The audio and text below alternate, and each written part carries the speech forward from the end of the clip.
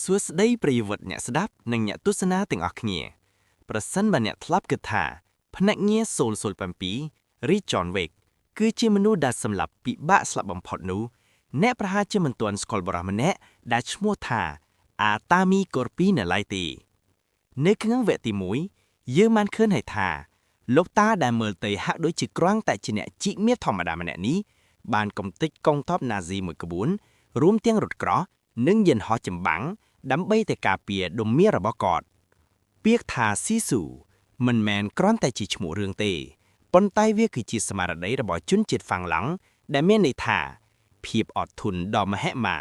និងការមិនបោះបង់ទោះស្ថិតក្នុងស្ថានភាពដែលសេចក្តីស្លាប់នៅចំពោះមុខក៏ដោយ